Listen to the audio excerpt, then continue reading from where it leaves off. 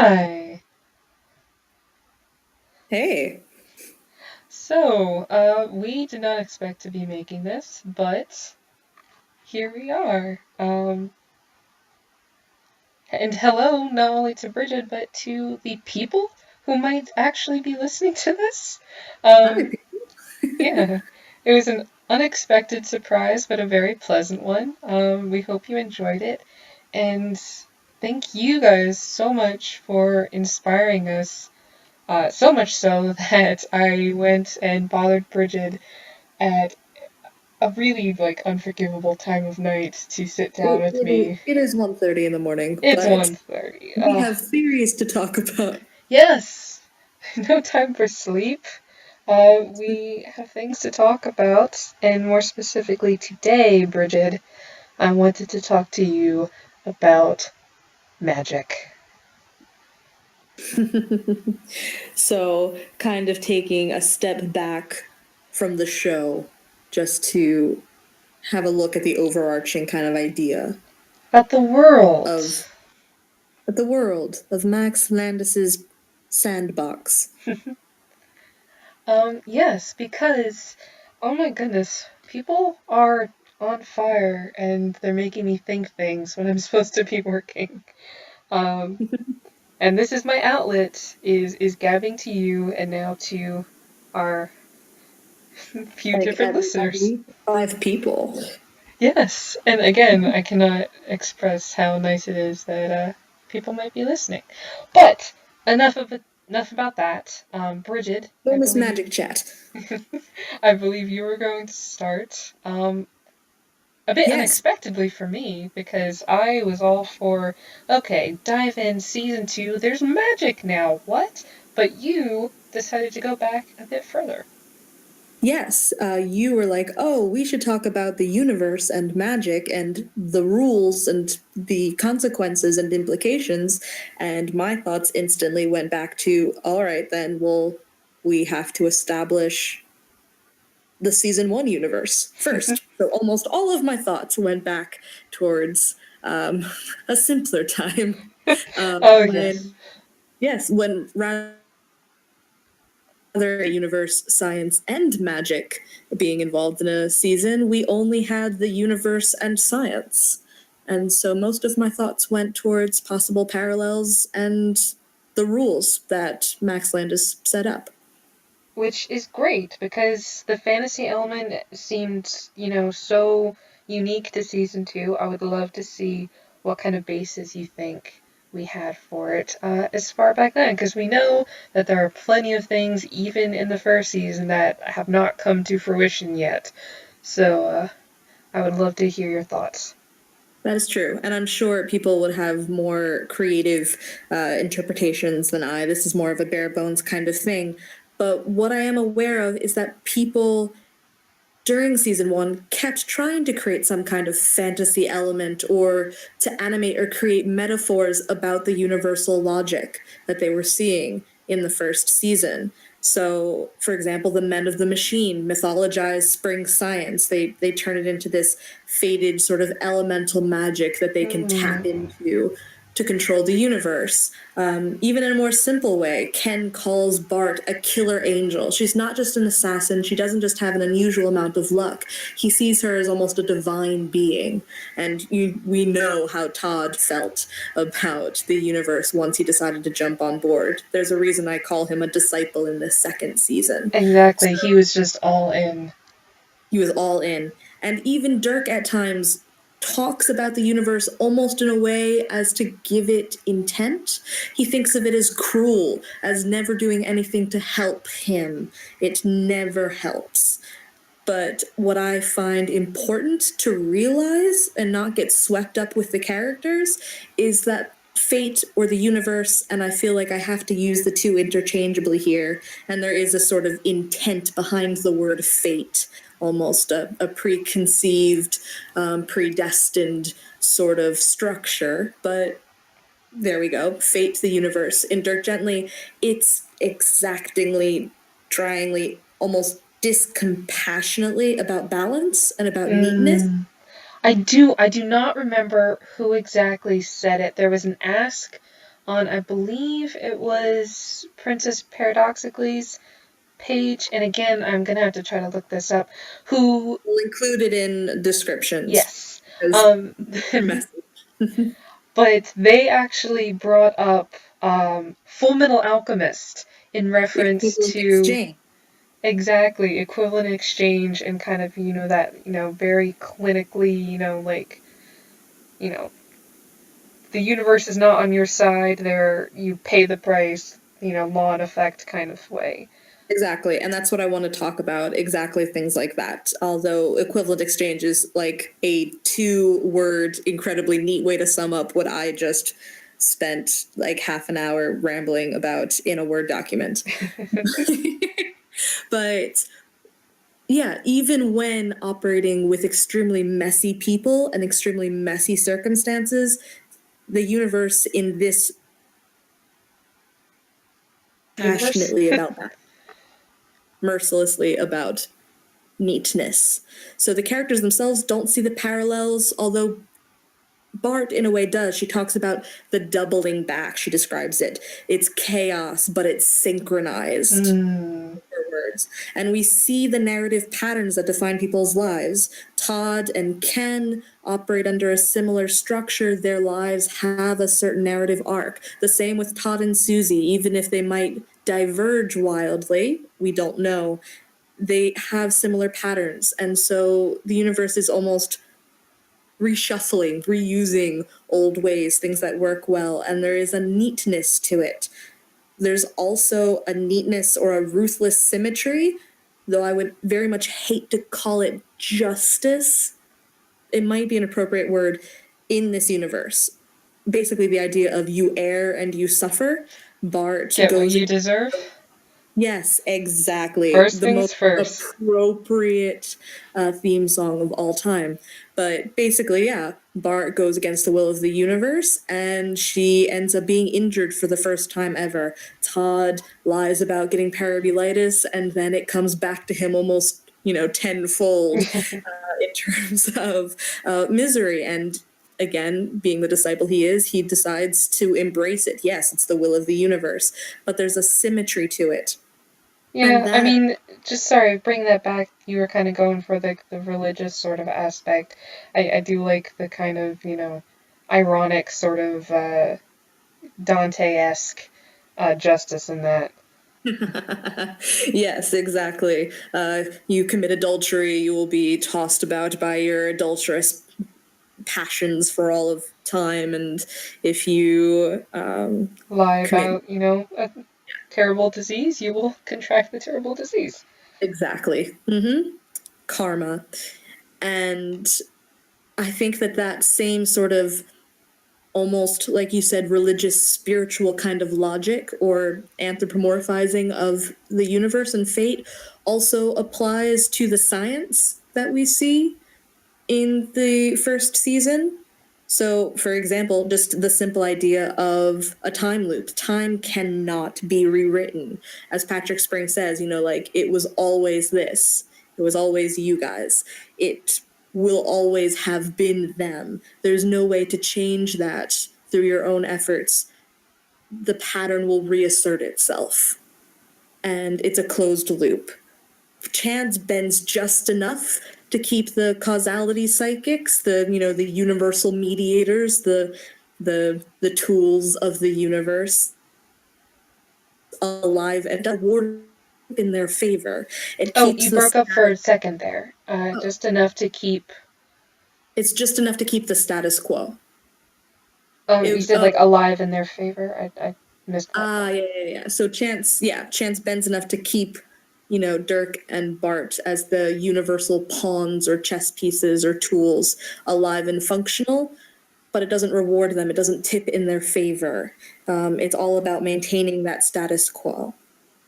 And so everything, when it operates at a net zero, no matter how much Dirk tries to say that the universe will reward Todd, things maintain their equilibrium. And that includes the time travel, that includes the soul swapping. There are consequences and there are sacrifices to be made. And so if that doubling up, if that synchronized chaos, if that cause and effect happens with the science in this show and with fate and the universe in this show, then I would have to assume that that is how magic might also be operating in the second season. So So just as magic is season, oh, my apologies. Magic is just going to be another expression of that sort of it's going to be an extension of that. So just as season 1 saw everyone believing in Patrick Spring's device as being a way to circumvent their problems or circumvent the rules, only for it to sort of snap back in an incredibly harsh discipline, the book and the wand look like an easy way out for Susie. But I can imagine some increasingly horrible consequences for our novice magic user. And if that's not the case, if she can somehow get away with this without paying any kind of price, without getting snapped back into the parallels and the narrative arc that the universe has for her, then I wonder what that would mean for us and for the characters to have a truly chaotic form of entropy messing with the rules. And so for me right now, I'm erring on the side of it being another extension of, you know, this willful universe's way of organizing things and cleaning house. And so when you sent me a rather fantastic post, and maybe you have it open or know who it was by, someone describing the use with caution or use Oh, yep, caution. that was also Princess Paradox there. Thank you. The idea that the book says use caution, even with the simplest of spells, what I was thinking is that it's a warning not for the danger involved in casting that individual spell, but just for the inherent danger in using magic blindly and without a proper respect for the sacrifice that it requires of the user, for the implications of where this might lead. That it's almost borrowing on you're living on borrowed time, or you're working with borrowed energy or borrowed luck, and it's going to turn again and basically take what you have borrowed. You'll have to pay your debts. Okay, which is a really common I mean, I can only speak to, kind of literary tropes. That is a really common, perception of magic is that you know, you don't get anything for free. You have to, like you get what you receive. Exactly.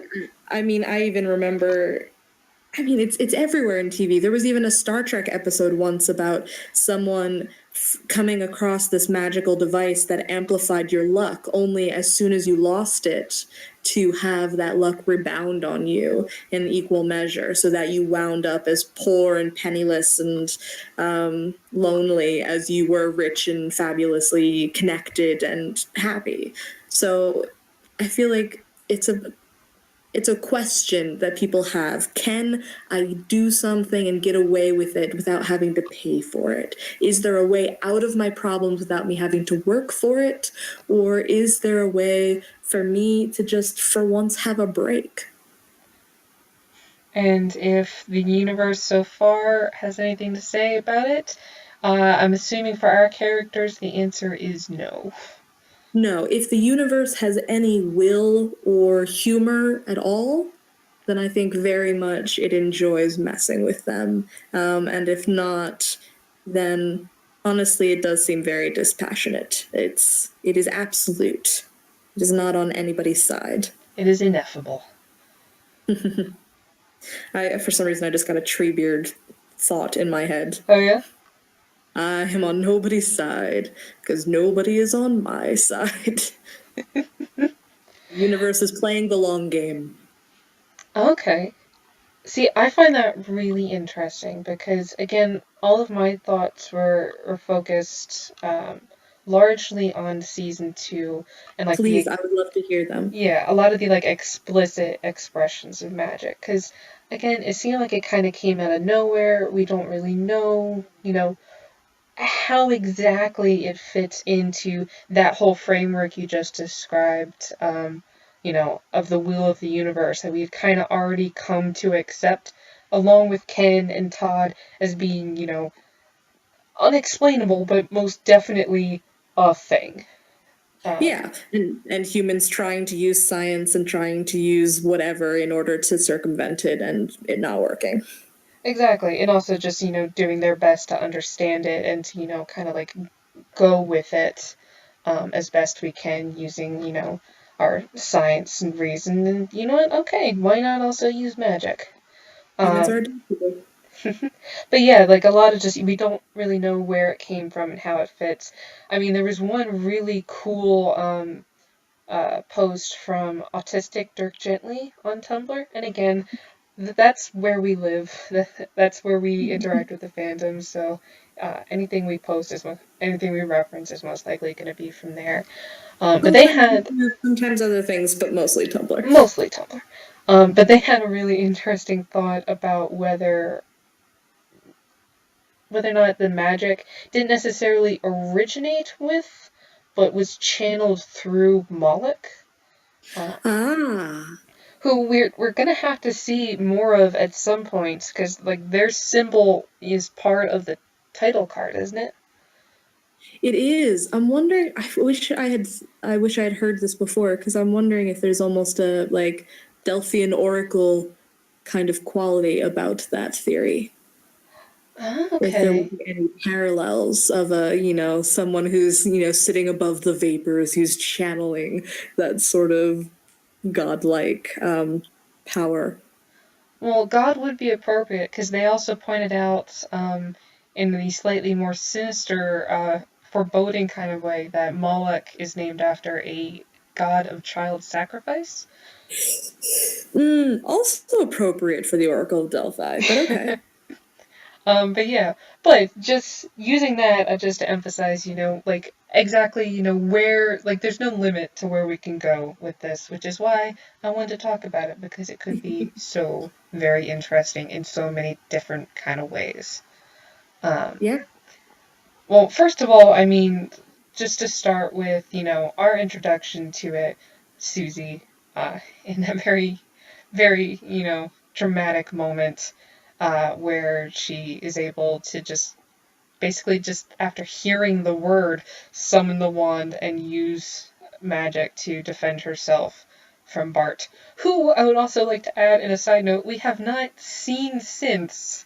So I'm really anxious to see what happened to Next her. time we see her in teaser, she's quite muddy. I hope she's not been lying in a ditch this entire time. Yeah, but no offense, it's Bart. She probably could have been. Oh god, I love her, dear. But yeah, but there's been some questions about Susie's like immediate affinity for magic and her ability to understand the book. Not only, if I can jump in, because not only do we see her sudden affinity for it, but we see it's established in that same moment that there are other people who lack that affinity. Exactly. Um, which I think you could take in two different ways.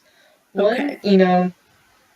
she's a wizard, Harry. She has the ability, whereas, the more brutish thugs, of course, could not.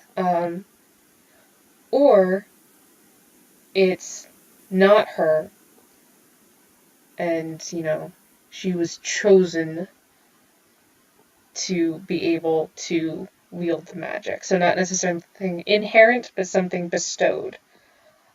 Both directions, I think, could have really interesting implications for the future plot.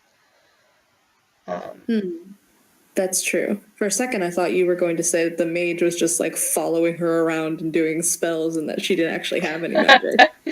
I mean, I don't think so, but he is capable of being invisible.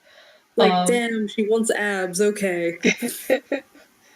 okay, are we still doing chores? Yes? Okay. Fine, we'll get rid of the dog. No, but that is a very important point. Is it, the really cliche born with greatness or greatness thrust upon them kind of trope. Yes. And I think, honestly, I do think that part of me wants it to be she has an affinity for it. I don't know whether she was meant to. Okay, let me put it this way. We know that the mage was, had something going on. I don't know whether he honestly did mean for her to be killed and for, like kind of the brutish, thuggish guys to, show the affinity for it. Maybe, because of their violence or whatever, they would be able to, pick it up more.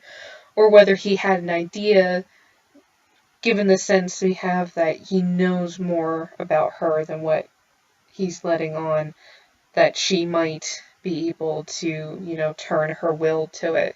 We know that she has some kind of past that we think was not a good one. Yeah.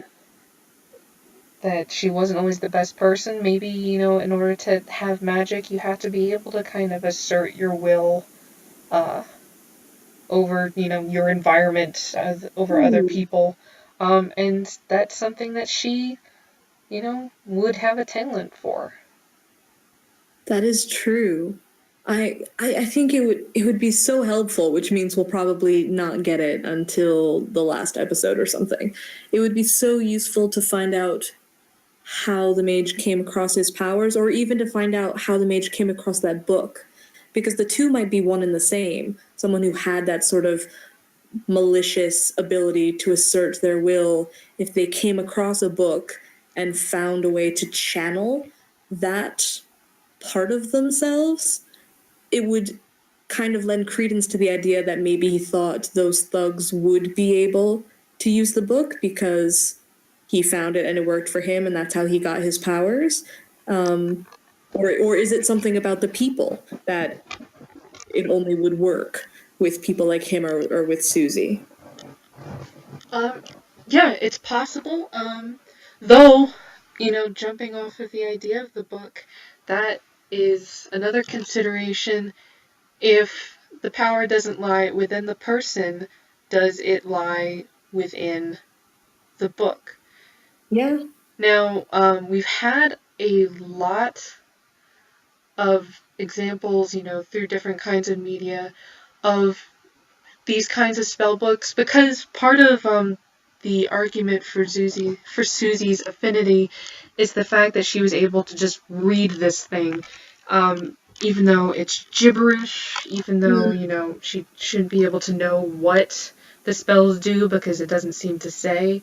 And it also is kind of interesting the fact that she managed to flip and find the magic abs spell or the clothes cleaning spell and just, what happened to suit her needs. Mm. And that reminded me of like a few different examples of spell books that we've had in media. You've got It's October, you've got Hocus Pocus, and that Yeah. spell book there. You've got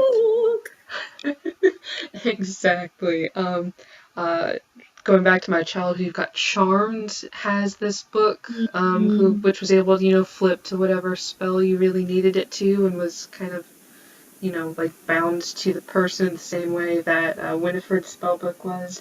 You've got Narnia had a spell book at one point whose contents, fit the reader. No two people would be able to read the exact same book. And I found, those That's true. precedents. Yeah. I'm sorry, what were you going to say? Bridget? And I just think there's too many questions. A thought with my with those excellent examples for me would be, where is the book getting its power from then? Because I could imagine with like the with the Hallowell sisters with Yes. Charmed, that the book might have gotten its power initially from some other source, but might also have gained sort of sentience and additional power from the people using it. So is it sort of the idea of the book leeching power from the magic users, or the magic users gaining their powers from the book? Again, I'm going in circles here, Sam. No, I I'm understand. I'm It's falling down the easy rabbit to hole. do. Um, But another thing that you have often repeated in those books is that they have an allegiance, Hmm. which I think opens Ooh. up a lot of avenues because we don't necessarily know just because it's giving her all of this awesome, useful magic that this magic's allegiance is to Susie. True. And just to play devil's advocate, we also then don't know, however, the mage came across this book, whether he's perverted it or used it for his own personal ends. Exactly. We don't know necessarily that the mage is able to control this as much as, he's giving the impression. Ooh, I'm almost picturing a type of One Ring scenario. It slips off Gollum's finger and lands, but then gets picked up by someone it doesn't expect. Exactly. And actually, it's funny you bring that up because I was about to bring up that exact same example of the ring And this is why because I love you. because I would like to, proffer a theory that the magic itself is the one in control. Ah, that would totally fit. I am down for that. Because, I mean, we've already ascribed, will to the universe. Why not magic? Yeah, why not? It if it is sentient or at least directionful, I don't know. Purposeful, perhaps. What worked in one universe as science could work in another universe as magic. It's possible, though I have a couple different thoughts on that front. Okay, Well, please do not let me interrupt you. no. Before we actually get to that point, though, just considering if magic is the one that, has the will, is in control, then thinking about how it uses and affects our characters, it brings up some interesting parallels. I almost have to kind of consider knowing the path that Susie's likely to go down is not a good one. I almost have to wonder whether we could consider this magic as rather parasitic. Ooh. Giving kind of strength to the host, keeping the host happy, giving them abs, just kind of ensures that they're going to be stronger, which means they'll stay alive and be able to host the magic longer, be able, to do what the magic wills. And if we connect that magic back to the abilities of our characters, I think there are also some really interesting parallels there if you think along those same lines. You've got the rowdies, if they're, like hosting this sort of, parasite, it's causing them to, have to eat and eat, like, some kind of tapeworm. Only, what it's trying to take in is negative neural energy. Or we've got Dirk, it could be like a parasite. I don't remember what it's called, but like the one that affects those kinds of ants, where it like directs the ants where it wants it to go. Mm. Not a great image, I'm sorry, but like once I started kind of going down that path, that's what came to mind. You The drive the host where you need it to be in order to propagate yourself. exactly. You kind of direct them, to fit your will. Or use that same host to kill off any other threats. Mm-hmm. Is entirely possible. Which, if you go along that line, is the mage, like, was he, the Cardenas boy, like some people think? Was he just, like some random person? But was he, like, infected and is now, like, is he now enacting his will or is he enacting the will of the magic? Is he the boy, the Cardenas boy, and he's just trying to come home? Or, or what? And how, like, kind of inextricable and irredeemable is he now that, he's lost himself to this thing? And I like that because, again, it harkens back to season 1 for me. I like the idea of the villain not being in control. Like we had, in the And first lacking a season. lot of self-awareness. Yes. But even just, I liked, when we had that big, dramatic thing in season 1 where, okay, we've got the villain, he's about to monologue, and we'll finally know what's going on. And then you find out, oh wait, he doesn't know what's going on either. He's not in control. This really explicit villain, out of a few that we've had that are really very not good people. Sometimes self-proclaimedly so. You know, I like the idea of him not being, as as simple as we might, make it out to be. Not, like the big dramatic evil with, the armies that are coming to take Wendemore. He's just, like he's at the will. He's the puppet of something else. In some ways. In some ways. But again, this is all, like predicated on, a really random, possibility that is not. Everything in the show is predicated upon random thoughts. Yeah, I mean, it's hard to keep, it's hard to make a guess, especially we're only 2 episodes in. I'm so excited to hear more. Yeah, and that we have even more episodes than we did the first season. Yes. Because I have so many questions.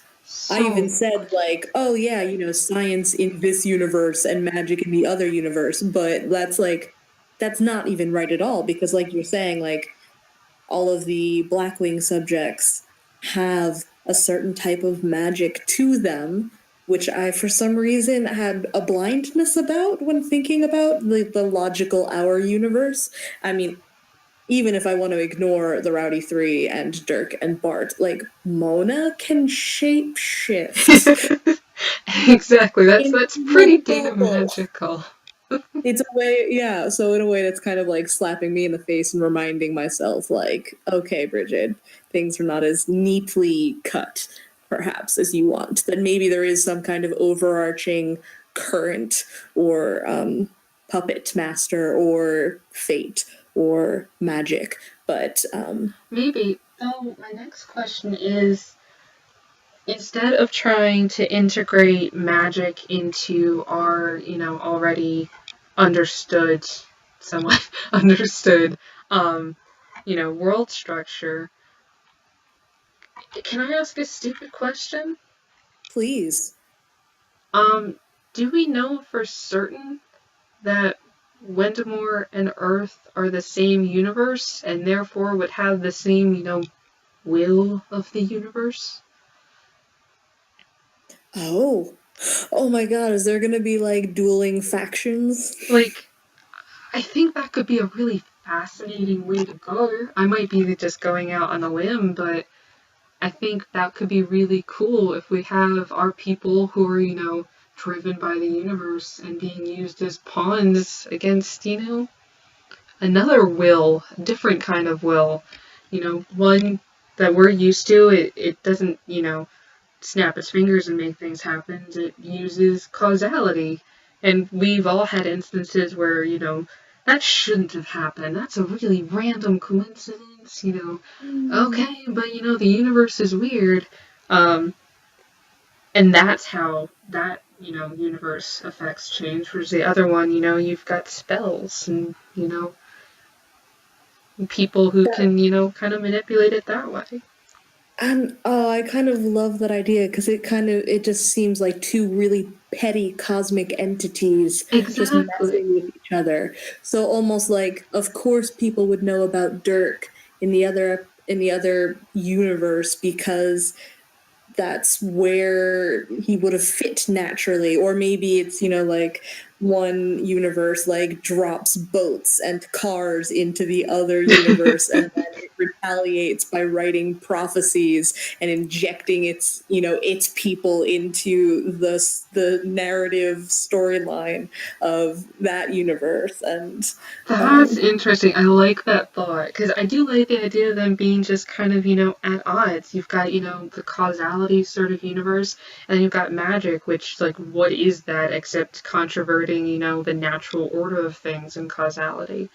and Um, maybe that's why they end up not like always being preserved. It's almost like a grain of sand getting into an oyster. I And so, literally have that written down. seriously, oh my God. Everything is connected. Every Yeah, so just forming almost I can't even talk. I'm so freaked out. A protective pearl around them, just like, all right, we will just not touch you, and you can go about. The universe will bend around you, and yeah. Oh God, I don't even know. Yeah, because I mean, you could think of it either way. Are the Blackwing subjects like, are they tools of our universe? Are they like anomalies? Are they tools of, the magical universe? Like, is causality being, redirected around them so they can, serve the purpose of, like the causal, I don't know, universe? Or because Um, they won't, or so they won't get in the way. or so they won't get in the way. Honestly, the way everybody's being herded together towards what seems to be like a nexus or like a portal or whatever connected to Wendemore, I almost have to worry that, they've all been brought together not for, like, oh, fun times, the universe has brought us all unlikely family together for The our freaking own sakes, but maybe to, like, to eject them. Maybe, we're looking at our heroes being herded, over into, a realm where they better fit in to not come back. ooh. So in which case there will be the Titanic, I defy you stars sort of battle. Yeah, just, you kind of have to wonder, like, who's calling the shots? We know that, things are Always being will. set in motion. We know that somebody is pulling the strings, influencing Mona, who's setting, our heroes at work. We've got the visions that we're still not entirely sure where they're coming from. Someone in the Wendemore's universe must be getting some kind of vision as well if there's prophecy involved. Who's, sending those to whom and how? It's all very magical.